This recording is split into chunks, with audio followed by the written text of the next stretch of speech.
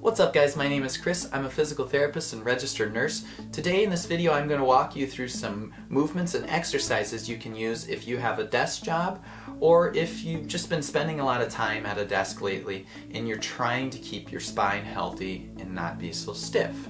These movements and exercises are assuming that you don't have any real pathology, any severe injuries, so we may need to modify these. If you do, be sure that you understand your own body to a certain extent before proceeding. So here's how I'd like to help you. First I'm going to start with some seated exercises, and then we'll move into some standing exercises and movements, and then I'll give you some bonus things you could consider if you're able to bring in a yoga mat to work, or maybe you have a private office that look a little more adventurous, but they're very useful if you've been sitting. So let's not waste any more time and let's go ahead and get started with a couple seated stretches. I think one of the most important things you can do to keep your spine healthy is to have mobile hips. So hamstrings are one of the muscles that get very tight when you are seated. I prop my butt up a little bit with a pad. You could use anything, or you could just raise your office chair up so your hips are above your knees. This has shown up in one of my other videos before, but I'm going to align my pelvis well. I'm going to make sure that I'm not way over on one butt cheek. I'm going to make sure that my pelvis is not twisted. I'm going to make sure that I'm not coming forward from my chest. My foot, I'll show you in a second, I'll turn here. My foot is pointing slightly up and my knee is slightly bent. My abdominals are engaged, and then I just hinge forward from my hips. I hold for about 2 seconds and then I come back up. Instead of holding for 30 seconds because you haven't moved, static stretching is not going to be as effective here. You haven't warmed up your muscles, so I'd encourage you to do short holds and multiple repetitions. Here's what it looks like from the side. I'm going to turn this way. Now you can see my foot's propped up. You can see that I'm not going to do this where I just lead from my chest. I gently draw in my abdominals, and then I hinge forward with a straight back. And almost immediately I get a stretch down the back of my thigh. If you're not feeling that stretch, make sure that you align your pelvis well. Make sure you have weight on both butt cheeks. I would do about 10 repetitions of 2 to 3 seconds each side. If you have a side that's tighter, you of course can focus more on that stretch on that side. Next up is a piriformis stretch. So I'm going to cross my one ankle over my other thigh. I'm going to make sure that this knee is not protruding way out to the side. It should be flush with the side of my hip there. I'm going to line my pelvis well and make sure that I have weight on both butt cheeks and that my headlights or my hip pointers are facing straight forward. I'm going to go ahead and make sure I've got weight down on that right side of the hip. And then I'm going to do the same thing. I'm going to just hinge forward slightly from the hip, and notice I don't have to move much. You can see that my right piriformis is tight because I'm not able to get that parallel with the rest. Never push down on the knee. Just move from the pelvis because you'll have better leverage anyways, and you'll get a more isolated stretch. So again, coming into the stretch, we're going to hold for 2 seconds. 1, 1,000, 2, 1,000. Come back out. Here's what it looks like from the side again, guys. I'm here. I hinge forward, and then I come back up. I would again focus on about 10 repetitions of 2 seconds. Next, let's go to the inner thigh. So we're going to get a wide stance, and from this position, I'm still going to draw on the abdominals.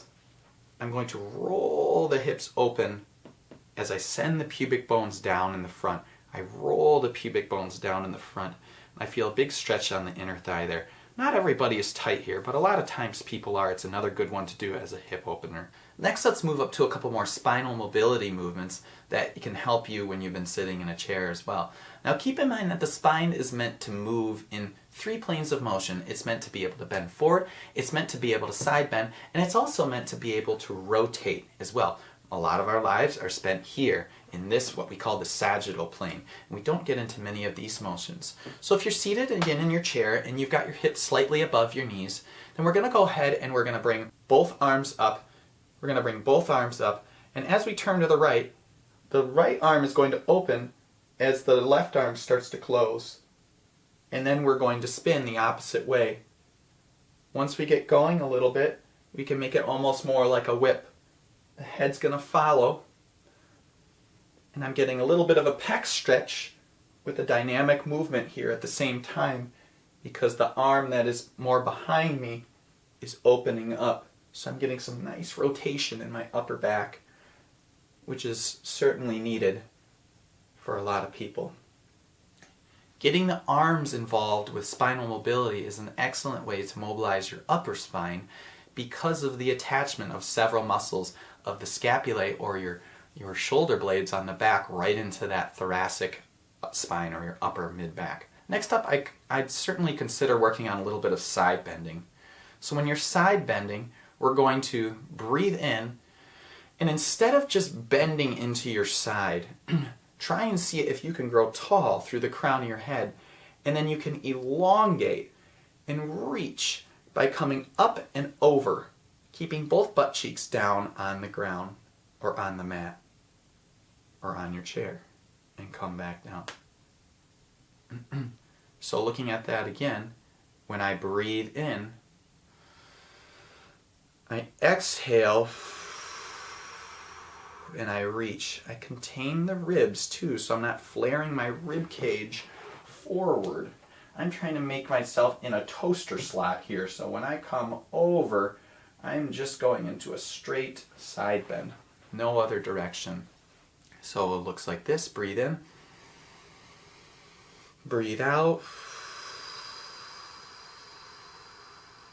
and I'm staying long instead of just crunching down into my side.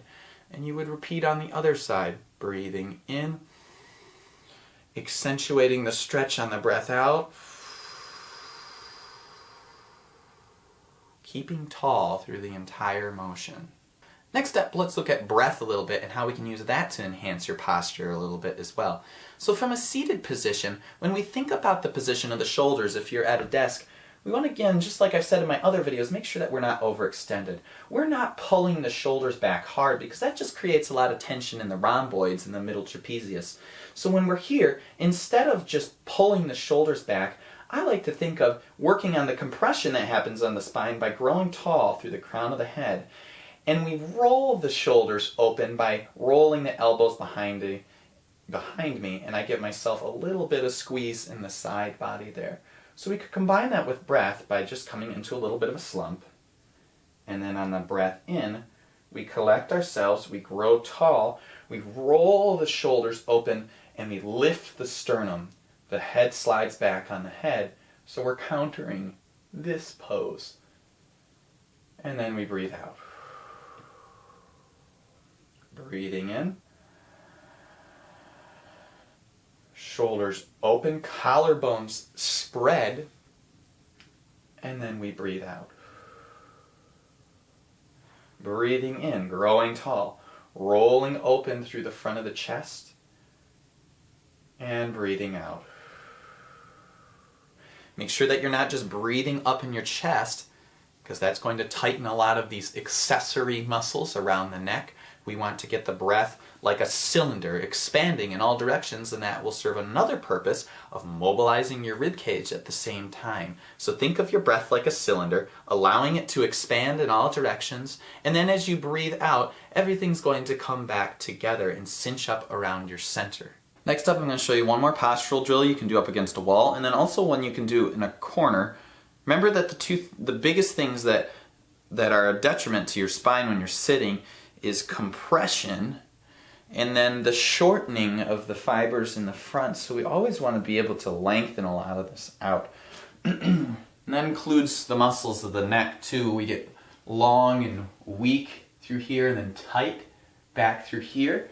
So if we can come up against a wall, and then just like before, we can roll the shoulders open, draw the ribs back, and then slide the head back on the spine as we breathe. So I can come into a slump, and then I can breathe in. As I lift the chest, I pull the ribs back against the wall a little bit, and I slide the head back on the spine. Because if I don't pull the ribs back against the wall, what happens is I do this, and it all comes through my chest, which is certainly not what we want. We want to be able to mobilize the upper back a little bit. So again, coming into our slump position, breathing in, lengthening through the crown of the head, pulling the ribs slightly back, lifting the sternum, and then relaxing back down.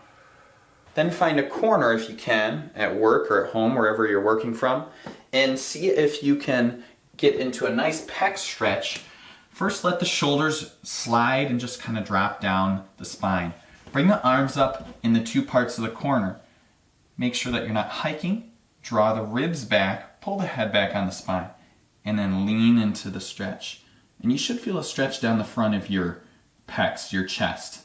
Now you shouldn't do this if you have a shoulder problem. You can also get into different parts of the chest by moving the arms up slightly and still coming forward, but pulling the ribs back so you're not just coming forward like this and going right into that lower part of your mid to low thoracic spine, your thoracolumbar junction. So again, I would hold for about 2 seconds and I do 10 reps. I'm a big fan of dynamic and active stretching. Lastly, let's look at a couple bonus extra credit things you can do if you have a yoga mat at work. And if you have a little bit of floor space or a private office, these would be a couple good things to consider adding to your repertoire as well. Now you don't necessarily have to have a yoga mat for this, but it just makes it a whole lot more comfortable depending on your flooring. Spinal articulation, or moving each part of the spine separate from the other, is a concept that's used in yoga and Pilates and other forms of exercise systems that allows you to decompress the spine. It allows you to take less pressure onto certain areas of your spine when you get the parts of the spine moving that don't move as well. So when I'm here, I can roll up through the spine one vertebrae at a time with the feet on the ground. And then I can sink into my chest as I continue to reach my knees out towards the camera. Try and get each part of my spine to move. Here's what it looks like from the side.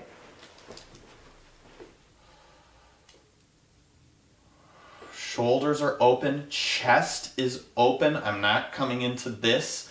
I'm lengthening through the knees. I'm breathing, and then I'm breathing out as I sink into each part of my spine. I like the wall version if you have access to a wall because it allows you to get into your lower back a little bit more, a little better precision there.